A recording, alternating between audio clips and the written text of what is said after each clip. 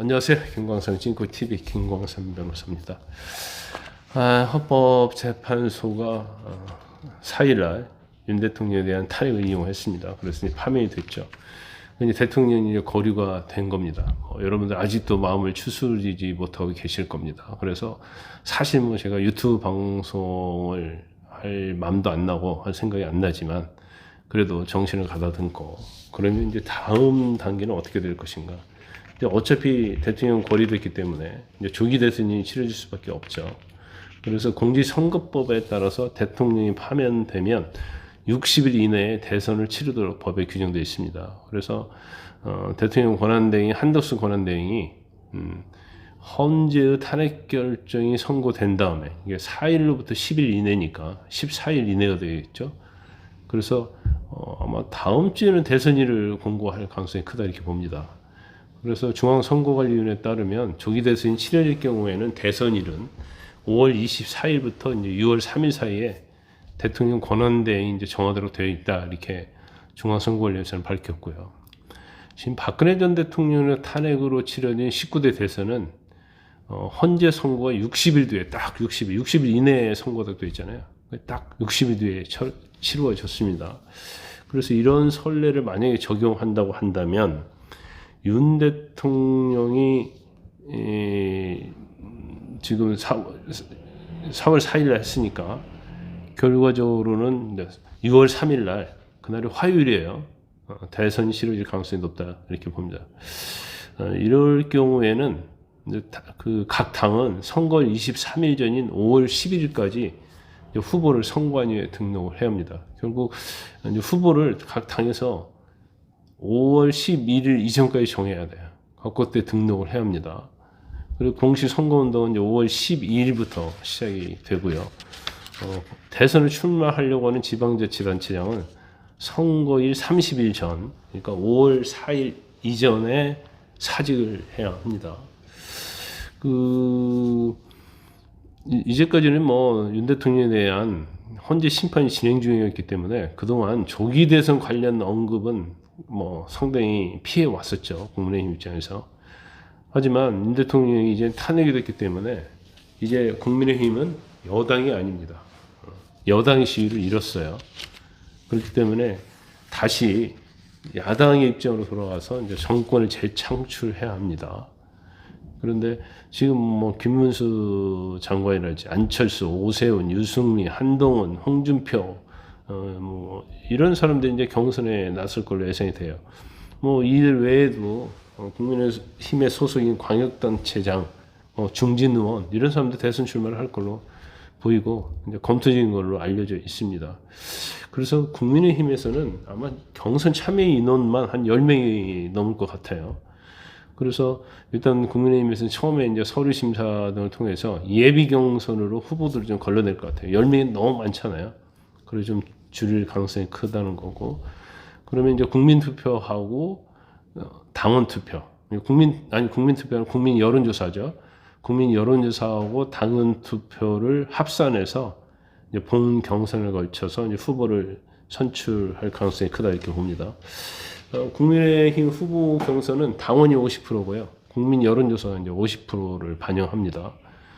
그래서 아마 시간이 없기 때문에 이 규정이 그대로 적용될 가능성이 크다 이렇게 봅니다. 지금 뭐 국민의힘 경선룰에 따르면은 일반 국민 여론조사는 이제 국민의힘의 지지층과 무당층을 이제 대상으로 이제 실시를 하게 됩니다. 그래서 당에 있어서 지지를 많이 받는 것도 중요하지만 그냥 일반인들한테도 일반 국민들한테 이제 지지받는 것도 경선에서는 굉장히 유리하다 이렇게 볼 수 있어요. 근데 아마 경선 과정에서 이 룰 가지고 좀 많이 말이 있을 것 같아요. 그래서 일부에서는 뭐 민심을 좀 더 반영하는 쪽으로 가야지 다음 대선을 이길 수 있다 하면서 룰 변경을 이제 요구할 가능성도 상당히 있다고 봐요. 이제 그런데 이제 대선까지는 시간이 많지 않잖아요. 거의 한 2달밖에 없잖아요. 그렇기 때문에 바꾸려고 하면 또 후보 간에 또 합의도 필요하거든요. 그러면 굉장히 시끄럽고 시간도 많이 걸리고 그러다 보면 룰이 변경될 가능성은 그렇게 많지 않다 이렇게 봅니다. 그리고 지금 국민의힘에서는 이제 조기 대선이잖아요. 그렇기 때문에 경선을 3주 이내에 끝내야 한다는 그런 의견이 좀 많은 것 같아요. 그런데 지금 여러 가지 어려운 측면이 있죠. 왜냐하면 대통령이 탄핵이 돼버렸기 때문에 이 지지층이 굉장히 혼란스러워하고 있거든요. 그리고 좌절과 이제 패배감에 있는데 이걸 수습할 필요가 있는데 이거 수습 없이 바로 조기 대선으로 들어가느냐.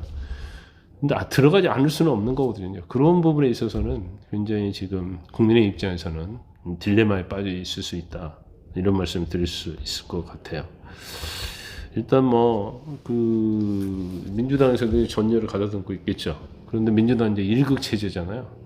그냥 원칙적으로 따지면 이제 민주당에서 의도했던 대로 어떻게 보면 이 판이 흘러 들어왔다 이렇게 볼 수 있어요.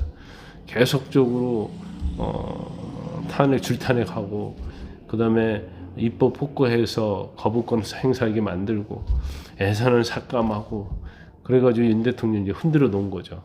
윤 대통령 입장에서는 이제 참을 수 없으니까 이제 비상겸을 했는데 이제 비상겸이 어떻게 보면 결과론적으로 보면 이제 독이 돼버린 상황이고 일부 지지자들이 계몽이라고 주장하지만 헌재에서는 하나도 받아들여주지 않고 결과적으로 이제 파면된 거 아닙니까?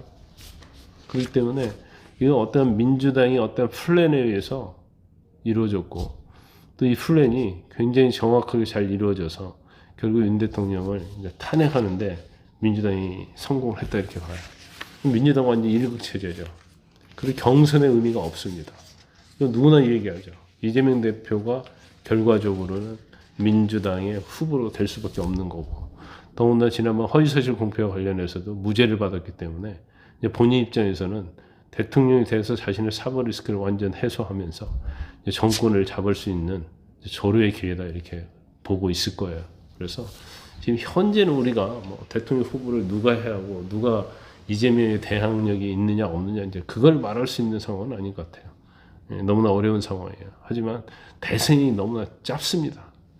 짧다 보니까 이게 마음을 추스리고 대선을 치를 수 있는 여유가 없다는 거고 그 다음에 사실 지난 여론조사에서는 대통령이 50%도 나온 경우도 있었지만 대통령이 탄핵된 마당에 과연 중도층의 지지가 국민의 후보를 지지할 수 있느냐 굉장히 어려운 상황이에요. 그게 쉽지 않은 상황입니다. 뭔가 반전이 있어야 하고 근데 이재명 대표가 만에 하나 대통령이 됐을 때 대한민국에서 어떤 일이 일어날 것인가를 국민들 하려면 상상하게 만들어줘야 돼요. 그래도 좀 다행인 것은 국민의힘 후보가 나가게 되면 이재명 대표가 사법 리스크를 완전히 오염된 후보이기 때문에 오염된 후보와 그렇지 않은 후보가 싸움이기 때문에 이 부분이 국민들에게 호소가 되고 설득력이 있어야지 대선을 해볼 수 있는 그런 상황이에요. 그런데 이제 문제는 너무 짧다는 거죠. 기간이. 그러다 보니까 보수층에서 지금 탄핵이 인용이 돼 버리기 때문에 이거에 대해서 지금 내부가 굉장히 많이 분열되어 있단 말이에요. 근데 이 분열이 이 짧은 시간에 과연 봉합이 될 수 있느냐 이런 문제들 그리고 사실 지금 국민의힘 대선 나갈 사람들 중에서 국민한테 압도적으로 지지받는 사람이 지금 없죠. 근데 이재명은 한 30% 이상을 받고 있잖아요. 그럼 이재명 대표가 싸워서 이길 수 있는 사람이 누구냐. 이걸 우리가 이제 고민을 해봐야 하는데 이런 고민조차도 지금 할 시간도 없고 할 생각도 없는 것이 현재 어떤 보수층이다 이렇게 볼 수 있는 것이죠. 이번 탄핵의 어떤 결정으로 인해서 엄청난 좌절, 패배 이런 거 휩싸일 거예요. 그러면서 어떻게 보면 오뚜기처럼 살아나는 이재명에 때문에 어떻게 보면 모든 걸 포기할 수도 있는 이제 그런 마음 가진 사람들 굉장히 있을 겁니다. 하지만 이 정치라는 것은 생물이고 어떤 상황이 벌어질지 몰라요. 그래서 최선을 다해서 이재명 대표 이제 대통령 되는 걸 막아야 하는데 이제 전력 투구해야 하는 거고 항상 우리가 참 경계할 점이 있어요. 왜냐하면 탄핵이 인용될 것 같았는데 헌재의 어떤 기간이 길어지면서 희망을 많이 가지신 분들이 굉장히 많을 거예요. 근데 결과는 또 그렇지 않았잖아요. 그런 것처럼 어떤 여론조사가 조금 잘 나온다고 해서 우리가 이길 수 있다. 그런 어떤 자만감, 자신감은 좋은 거죠. 하지만 그러다 보면 이제 준비를 철저히 못하는 경우가 있고 그렇기 때문에 어떻게 하면 이제 보수층이 이번에 이런 좌절과 패배를 극복하고 다시 결집을 하면서 또 민주당에 대항해서 이제 어떤 형식으로든지 새로 일어서야 하는데 이제 그런 부분이 굉장히 걱정이 많이 됩니다.